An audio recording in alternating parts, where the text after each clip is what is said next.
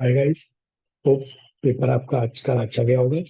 Next paper हमारा group 3 में जो है दैट इज टुमारो, वो है अपना डायरेक्ट टैक्सेशन।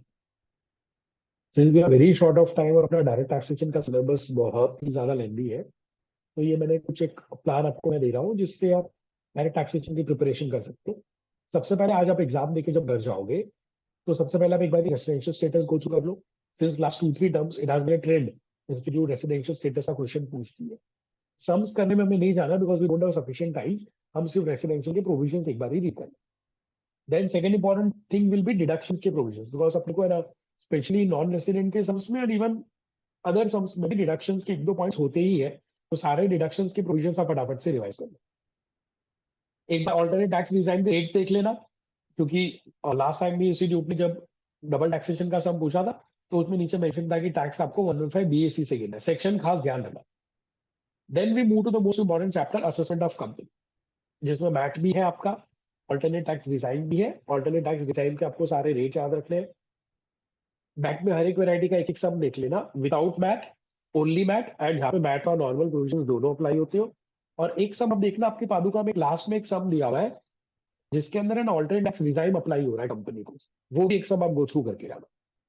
उसके बाद हम जाएंगे फॉर्म और एलएलपी के असेसमेंट पे। बुक में एक दो सम्स देख लेना, that is more than enough. DT double A provision नहीं करोगे तो चलेगा, सीधे सम्स देख लेना। नॉन रेसिडेंट के प्रोविजन रीड कर लेना।